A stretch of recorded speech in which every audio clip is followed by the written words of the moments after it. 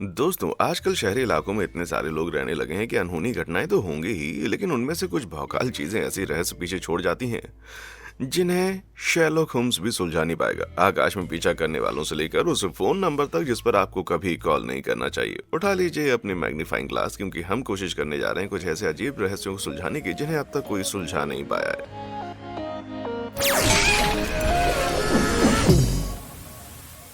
छेद के जरिए डकैती। दोस्तों, जिंदगी में अक्सर सड़कों पर कई बम्स लगते हैं, लेकिन हर झटका उस रहस्य में गड्ढे जितना अजीब नहीं है जो कि 2019 में फ्लोरिडा के पेम्ब्रोक पाइन्स में दिखाई दिया था।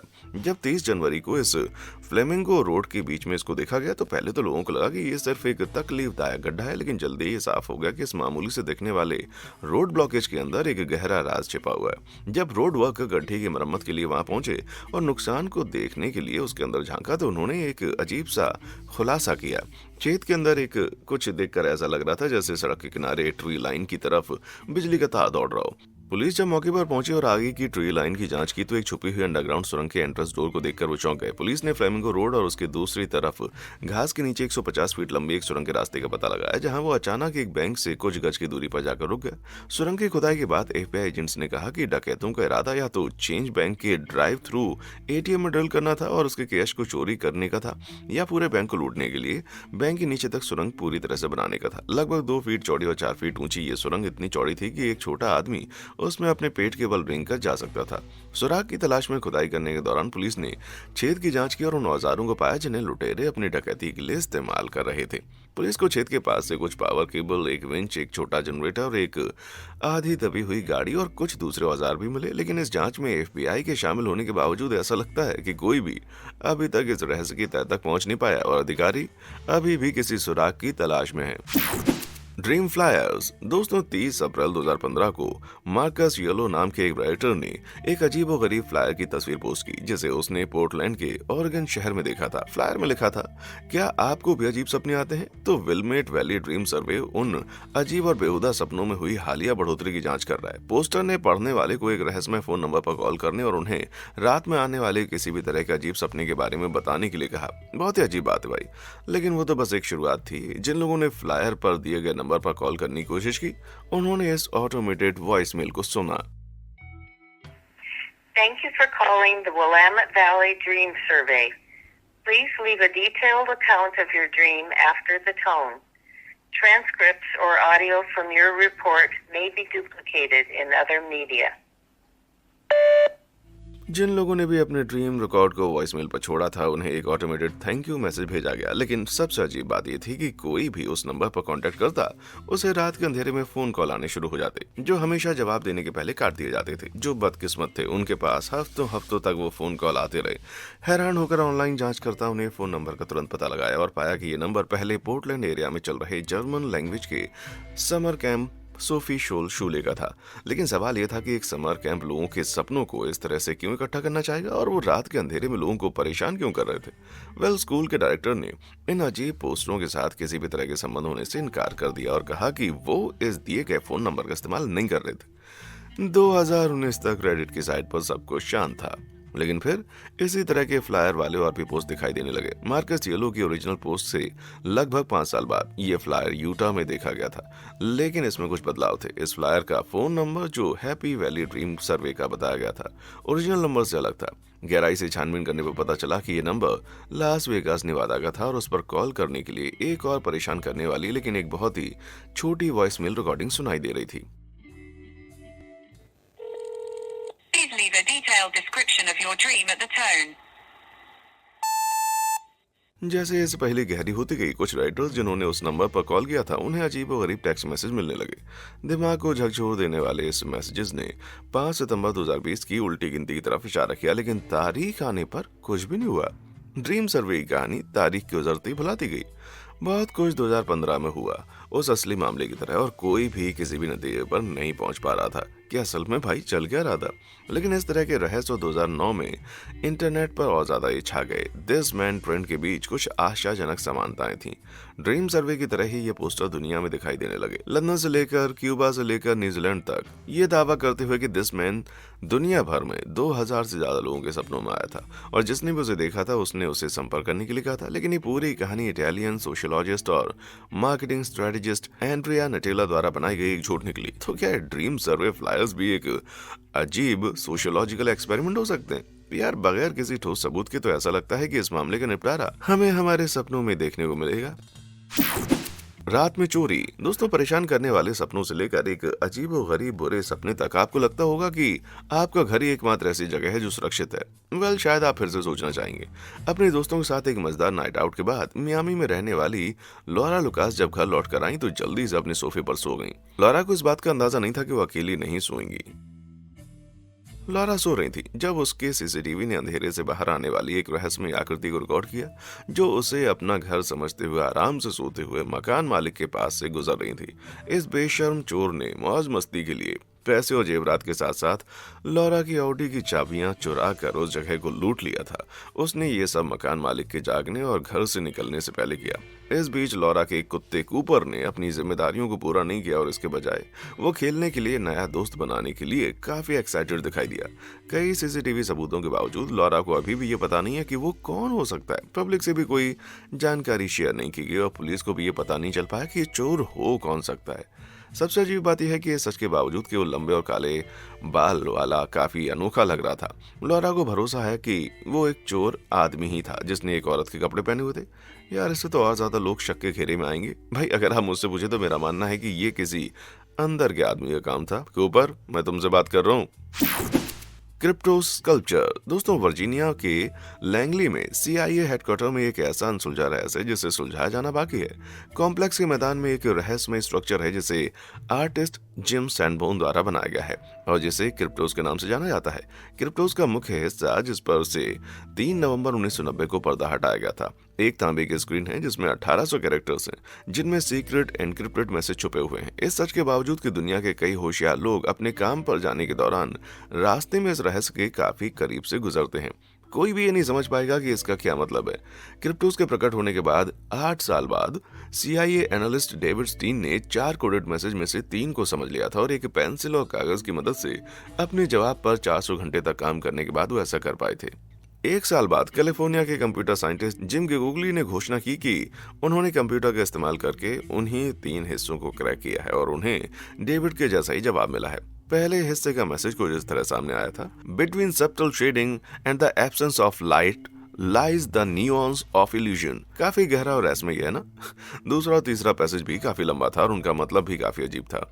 उनके मैसेजेस अधिकतर गोपनीयता, खोज और खुफिया जानकारी के बारे में बताते थे। तीसरा मैसेज खास तौर से तूतनखामेन के मकबरे की पहचान को बताता है। पहले 3 सेक्शंस को क्रैक करने में लगे सुपर क्रिप्टो टैलेंट के होने के बावजूद क्रिप्टोस का चौथा और आखिरी हिस्सा 2022 तक भी सुलझाया नहीं जा सका है। अब तक की जाने वाली कई कोड क्रैकिंग तकनीकों के अब तक के सबसे डिटेल्ड इंडेक्स ने भी जिम सैनबोर्न के रहस्य को सुलझाने की कोशिश करने वाले किसी भी कोड एक्सपर्ट की मदद नहीं की है।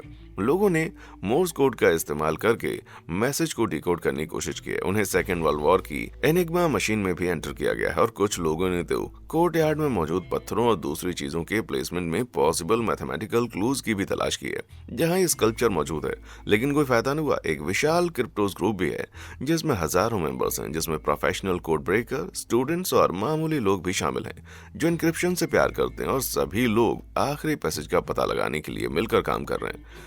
हर साल क्रिप्टोस टीम के सदस्य जिम से एक सुराग हासिल करने के लिए एक साथ इकट्ठा होते हैं और हर संभव कोशिश करते हैं, जबकि वो उनके सवालों को टाल देता है। दिलचस्प बात यह है कि जिम का सेंस ऑफ ह्यूमर बहुत अच्छा है और उनका बहुत ज्यादा खुलासा करने का कोई इरादा नहीं है। हालांकि उन्होंने कहा है कि क्रिप्टोस का जवाब एक सेफ डिपॉजिट बॉक्स में कहीं पर रखा हुआ है। आखिरी सेक्शन में 97 कैरेक्टर्स हैं। जिम ने कुछ इशारे भी दिए हैं कि उनको कैसे सुलझाया जाए। नवंबर 2010 में उन्होंने खुलासा किया कि 64वें से 69वें पैसेज के लेटेस्ट डिस्क्रिप्शन के बाद बर्लिन बन जाते हैं। फिर नवंबर 2014 में जिम ने न्यूयॉर्क टाइम्स के एक रिपोर्टर के सामने खुलासा किया कि 70वें से 74वें लेटर्स में क्लॉक लिखा हुआ है और 2020 में उन्होंने खुलासा किया कि 22 से 34 की पोजीशन में ईस्ट नॉर्थ ईस्ट लिखा हुआ है। इस सच के बावजूद कि उन इशारों का अभी तक कोई जवाब नहीं मिला है, जिम चुप्पी साधे हुए हैं। क्रिप्टोस कोड को क्रैक करना नामुमकिन लग सकता है, लेकिन आपको होने वाली रोज की बोरियत का हल निकालना इतना मुश्किल नहीं है। तो भाई, हर दिन नया कंटेंट पाने के लिए और देखते रहने के लिए हमारे बस चैनल को लाइक, शेयर और सब्सक्राइब जरूर करें। तो पहन लीजिए अपने थिंकिंग कैप्स, क्योंकि हम लौटते हैं वापस कुछ रहस्यों की तरफ। बिग बीन बैंडेड। दोस्तों, आप में से जिन लोगों ने सीरीज के पिछले एपिसोड को देखा होगा उन्हें याद होगा जब हमने जैक्सन मिसिसिपी के खतरनाक पोटैटो फैंटम के बारे में बात की थी। इस बार हम खाने के ऐसे ही एक और भौकाल का नजारा देखने के लिए यूके जा रहे हैं जो उससे मिलता जुलता है। वोनश के इस शांत से गांव में सिर्फ 3400 लोग रहते हैं और उनमें से एक को थोड़ी अजीब व गरीब शरारतें करना पसंद है। ज्यादातर शरारती लोगों के प्रैंक का हथियार अंडे होते हैं, लेकिन इस मामले में एक और मशहूर ब्रिटिश स्नैक आइटम लिस्ट मौजूद था। अगस्त 2021 में लोगों को बेक्ड बीन्स को लेटर बॉक्स में डालकर दरवाजे पर रखकर उनकी कारों पर सब तरफ फैलाकर डराया गया था। बीन के पैकेट की तलाश में लोगों ने एक दूसरे के किराने के सामान पर नजर रखना शुरू कर दिया। पुलिस भी इस मामले में शामिल हो गई। उन्होंने क्राइम सीन की बेहद डरावनी तस्वीरें पोस्ट की जो मैंने उनके फेसबुक पेज पर देखी थी। एक ग्रे कार के बगल में बीन्स के फेंके गए डब्बों का ढेर पड़ा हुआ था, जिसमें ड्राइवर साइड की खिड़की से सॉस टपक रहा था, जिससे भयानक नारंगी रंग की धब्बे निकल रहे थे। गांव वाले साथ मिलकर लंच के दौरान इस गुत्थी को सुलझा सकते थे, लेकिन क्योंकि इस मामले में जानकारी देने के लिए कोई आगे नहीं आया, ऐसा लगता है कि इस अनसुलझे मामले को फिलहाल के लिए तो रोकना ही होगा। हॉलिनवेल हादसा। दोस्तों, इंग्लैंड के नॉटिंघमशायर में किर्कबी इन एशफील्ड शहर कभी एक ऐसी जगह हुआ करता था जहां कभी ज्यादा हलचल नहीं होती थी, लेकिन 13 जुलाई 1980 को कुछ ऐसा हुआ जिससे सब कुछ बदल गया। हर साल गर्मियों में हॉलिनवेल शो किर्कबी इन एशफील्ड के पास हॉलिनवेल शो ग्राउंड में आयोजित किया जाता है और उस दिन ये इवेंट बहुत जोर शोर से चल रहा था। कार्यक्रम के हिस्से के रूप में 11 अलग अलग मार्चिंग बैंड के लगभग 500 बच्चों के साथ एक जूनियर मार्चिंग बैंड कंपटीशन होने जा रहा था। इवेंट के दिन सुबह बच्चों ने शो में हिस्सा लेने के लिए करीब 40 मील का सफर तय किया। जैसे ही वहां पहुंचे, कुछ बच्चे थका हुआ और बेचैन होने की शिकायत करने लगे और उनके माता पिता ने सोचा कि ये उनके लंबे सफर और परफॉर्मेंस को लेकर घबराहट के कारण हुआ है। लेकिन लगभग 10:30 बजे बैंड के मेंबर्स बेहोश होकर गिरने लगे और ऐसा लग रहा था जैसे कि बेहोशी फैल रही थी। हॉलिनवेल शो ग्राउंड में एक के बाद एक बच्चे डोमिनोज की तरह गिरते गए। गवाहों ने दावा किया कि बच्चे गिरते हुए अपने दोस्तों को पकड़ रहे थे और कुछ ही देर के बाद वो भी उनके साथ गिरने लगे। गिरने वाले बच्चों द्वारा बताई गई कई निशानियों में आंखों का बहना, गले में खराश, चक्कर आना, सुन्न महसूस करना और उल्टी के साथ साथ मुंह में मेटल जैसा स्वाद आना शामिल था। घटना के समय 13 साल के सुसान रुक ने दावा किया कि उसके हाथ और पैरों में ऐसा महसूस हो रहा था जैसे उसकी हड्डियां गायब हो गई हों या वो जेली में बदल गई हों। ये माना जाता है कि लगभग 300 लोग इस बेहोशी का शिकार हुए थे, जिनमें ज्यादातर बच्चे थे, लेकिन 15 बड़े और 2 छोटे बच्चे भी इसका शिकार हुए।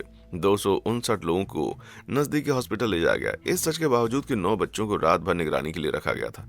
जो भी उस दिन प्रभावित हुए थे वो जल्दी से नॉर्मल हो गए और शहर के लोग इस बात से बहुत ही खुश थे। अब जब सब कुछ फिर से ठीक हो गया तो लोगों का ध्यान इस तरफ गया कि संडे की सुबह हॉलिनवेल मैदान में आखिर हुआ क्या था। पहली जो थ्योरी सामने आई वो ये थी कि बच्चों को खराब आइसक्रीम या खराब खाने पीने की वजह से फूड पॉइजनिंग हो गई थी। लेकिन जल्दी एक और थ्योरी अचानक से सामने आई जिसमें दावा किया गया कि पास के इलाके में किए गए कीटनाशक छिड़काव के कारण एक इनविजिबल गैस क्लाउड इस घटना का कारण बना था। इस दावे में एशफील्ड डिस्ट्रिक्ट काउंसिल द्वारा एक जांच के बाद पाया गया कि ट्राइडमॉफ नाम का एक कीटनाशक हाल ही में नजदीकी इलाके में खेतों पर छिड़का गया था। लोगों के लिए मामूली तौर पर हानिकारक पाए जाने के बाद ट्राइडमॉफ को 2000 में ब्रिटेन में गैर कानूनी घोषित कर दिया गया। दिलचस्प बात यह है कि ट्राइडमॉफ के संपर्क में आने से होने वाले साइड इफेक्ट्स में से एक है आंखों में सूजन आना, और यही वजह रही होगी कि हॉलिनवेल के इस हादसे में बच्चों की आंखों से पानी बह रहा होगा। ये मुमकिन जरूर हो सकता है, पर यह कभी भी आधिकारिक तौर पर इस अजीब घटना का कारण साबित नहीं हो सका। लेकिन एक थ्योरी और है, ये मास हिस्टीरिया का मामला था। ब्रिटिश साइकोलॉजिस्ट सोसाइटी के प्रवक्ता डॉक्टर जॉन निकोलसन ने घटना के ठीक एक दिन बाद इस थ्योरी को पेश किया। उन्होंने कहा कि क्योंकि बच्चे साइकोलॉजिकल रूप से अपने दोस्तों के बिहेवियर की नकल करते हैं, ये परफॉर्मेंस के डर का एक शारीरिक प्रभाव हो सकता है जो एक बच्चे से दूसरे बच्चे में गया होगा। लेकिन उन बच्चों और बड़ों का क्या हुआ जो बेहोश हुए थे? कुल मिलाकर मास हिस्टीरिया की इस दुर्लभ घटना के बारे में बहुत कम जानकारी मौजूद है। ये सच में हुई थी, इसलिए कई दशक बीत जाने पर ऐसा लगता है कि इस बैंड की बीट्स मार्च करती हुई अंधेरे में जा रही हैं भाई। LAX जेटपैक का रहस्य। दोस्तों, भले ही लॉस एंजलिस को सिटी ऑफ एंजल्स कहा जाता है, लेकिन मुझे नहीं लगता कि एयर ट्रैफिक कंट्रोल वाले एक ह्यूमनॉइड के बारे में जानकारी देने वाले उस फोन कॉल के लिए तैयार थे जो उन्हें 30 अगस्त 2020 को पायलट ने किया था। We just passed the guy in a jetpack. And Skywest 962, and we just saw the guy pass by us. JetBlue 23, use caution. Person in a jetpack reported 300 yards south of the LA final at about 3,000 feet. JetBlue 23, you were heard? You're definitely looking. Only in LA. Los Angeles में jetpack riding की इसी तरह की घटनाओं के दावे किए गए थे। अक्टूबर 2020 में इसे एयरक्राफ्ट क्रू द्वारा 6000 फीट की ऊंचाई पर देखा गया था और जुलाई 2021 में इसे बोइंग 647 पायलट द्वारा 5000 फीट की ऊंचाई पर देखा गया था। इस बार उन्होंने उसकी एक तस्वीर भी ली थी।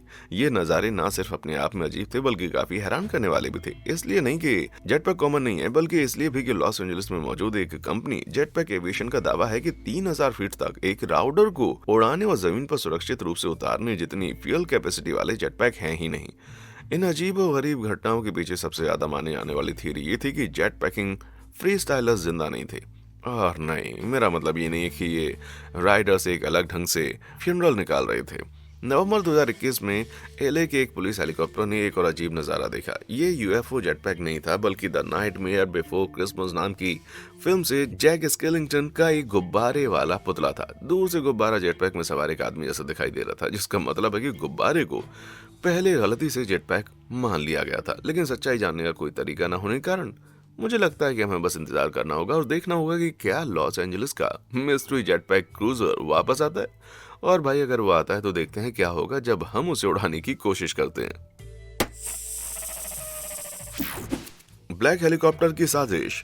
दोस्तों, क्या आप सोच सकते हैं कि बिना किसी कारण के किसी हेलीकॉप्टर द्वारा लगातार पीछा किया जाना कितना भयानक हो सकता है? वेल, ये बताया गया था कि 7 मई 1994 को लुइसियाना के हरहान के बाहरी इलाके में काले हेलीकॉप्टर ने लगातार 45 मिनट तक एक लड़के का पीछा किया था। लड़के ने दावा किया कि जब वो और नहीं भाग सका तो हेलीकॉप्टर में सवार लोग नीचे उतर आए और अचानक फिर से जाने और उड़ान भरने से पहले उन्होंने उस पर बंदूकें तान दी थी। एक हफ्ते बाद वॉशिंगटन में एक कार में सफर कर रहे कुछ लोगों के साथ भी कुछ ऐसा ही हुआ था, जब उनका भी एक काले हेलीकॉप्टर ने पीछा किया। पैसेंजर्स भाग नहीं सके। उन्होंने देखा कि गहरे रंग की वर्दी पहने कुछ हथियारबंद लोग रहस्यमय तरीके से भागने से पहले रस्सी की सीढ़ी से नीचे उतर गए, जिससे कार में सवार लोगों में हड़कंप मच गया। इन मामलों में गवाहों की बातों को नजरअंदाज करना आसान लग सकता है क्योंकि उनके दावों का सपोर्ट करने के लिए कोई सबूत मौजूद नहीं है, लेकिन रहस्यमय काले हेलीकॉप्टर की मौजूदगी को पूरे अमेरिका में अक्सर नोट किया गया है। बड़े शहरों में अनजान काले हेलीकॉप्टर्स को उड़ते हुए अक्सर देखा गया है, जिससे लोग डर गए थे, जैसा कि अप्रैल 2018 में लोअर मैनहट्टन में देखा गया था।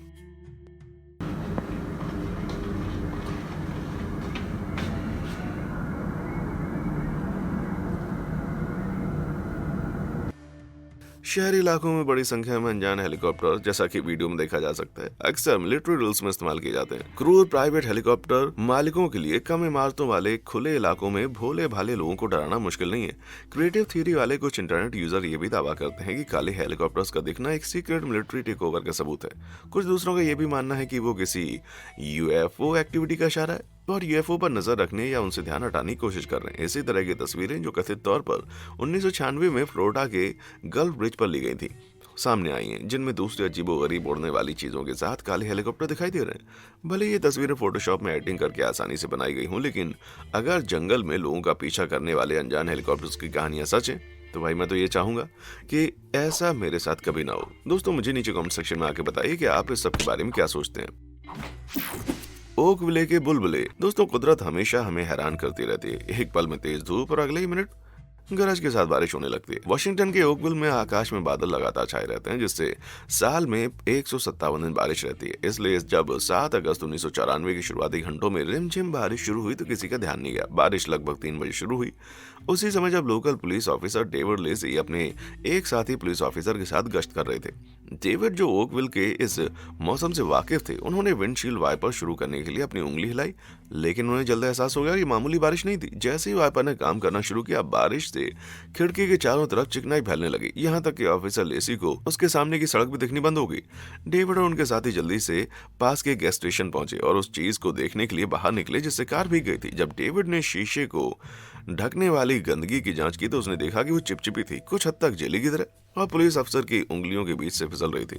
उन्होंने महसूस किया कि बारिश के कारण हर जगह अनगिनत जिलेटिन्स ट्रांसपेरेंट बूंदें बिखरी हुई थी और हर बूंद आधे चावल के दाने के आकार के बराबर थी। हालांकि ऐसे सब्सटेंस की कोई भी तस्वीर ऑनलाइन नहीं दिखती, लेकिन कई लोग जिन्होंने उस बारिश को देखा है उन्होंने कहा कि ये ढेलेदार चीजें मेढक के अंडों जैसी हैं। इसके अलावा तो ये किसी और चीज जैसी दिखती नहीं। दोस्तों, हमने वाव फैक्ट पर कुछ बहुत ही भयानक मौसम देखे हैं, लेकिन ये कथित जेली जैसी ओलों की बारिश जो शायद इस तरह दिखती थी कुछ और ही थी भाई।